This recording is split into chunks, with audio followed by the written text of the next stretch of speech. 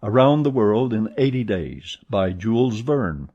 Translated by George Makepeace Towell. Chapter 32, in which Phileas Fogg engages in a direct struggle with bad fortune. The China, in leaving, seemed to have carried off Phileas Fogg's last hope. None of the other steamers were able to serve his projects. The Perrier of the French Transatlantic Company, whose admirable steamers are equal to any in speed and comfort, did not leave until the 14th. The Hamburg boats did not go directly to Liverpool or London, but to Havre, and the additional trip from Havre to Southampton would render Phileas Fogg's last efforts of no avail. The Inman steamer did not depart till the next day, and could not cross the Atlantic in time to save the wager. Mr. Fogg learned all this in consulting his Bradshaw, which gave him the daily movements of the transatlantic steamers. Passepartout was crushed. It overwhelmed him to lose the boat by 3/4 of an hour. It was his fault, for instead of helping his master he had not ceased putting obstacles in his path, and when he recalled all the incidents of the tour, when he counted up the sums expended in pure loss and on his own account, when he thought that the immense stake added to the heavy charges of this useless journey would completely ruin Mr. Fogg, he overwhelmed himself with bitter self-accusations. Mr. Fogg, however, did not reproach him, and on leaving the Cunard pier only said, "We will consult about what is best tomorrow. Come." The party crossed the Hudson in the Jersey City ferry boat, and drove in a carriage to the St. Nicholas Hotel on Broadway. Rooms were engaged, and the night passed briefly to Phileas Fogg, who slept profoundly, but very long to Aouda and the others, whose agitation did not permit them to rest.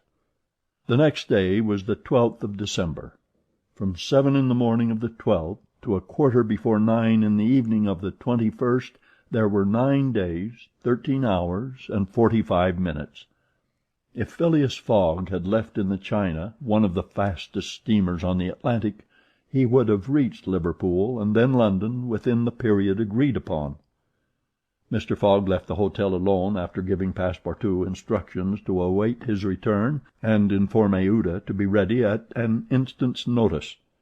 He proceeded to the banks of the Hudson and looked about among the vessels moored or anchored in the river, for any that were about to depart.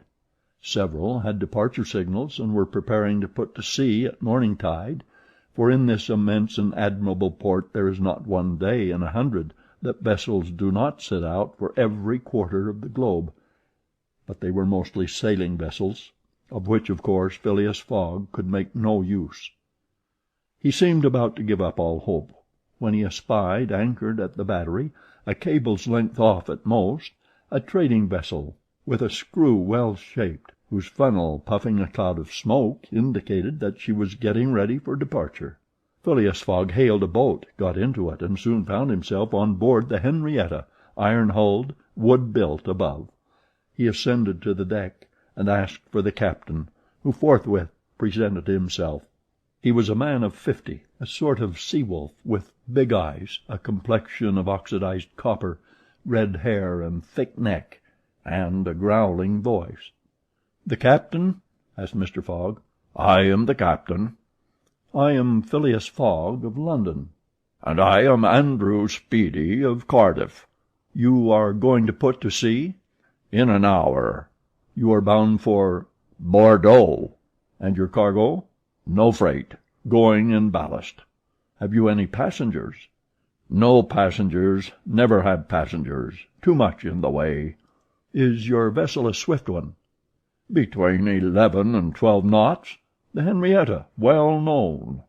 "Will you carry me and 3 other persons to Liverpool?" "To Liverpool? Why not to China?" "I said Liverpool." "No." "No?" "No. I am setting out for Bordeaux, and shall go to Bordeaux." "Money is no object?" "None." The captain spoke in a tone which did not admit of a reply. "But the owners of the Henrietta?" resumed Phileas Fogg. "The owners are myself," replied the captain. "The vessel belongs to me." "I will freight it for you." "No." "I will buy it of you." "No." Phileas Fogg did not betray the least disappointment, but the situation was a grave one. It was not at New York as at Hong Kong, nor with the captain of the Henrietta as with the captain of the Tankadere.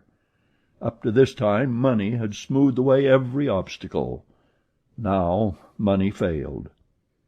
Still, some means must be found to cross the Atlantic on a boat, unless by balloon, which would have been venturesome, besides not being capable of being put in practice.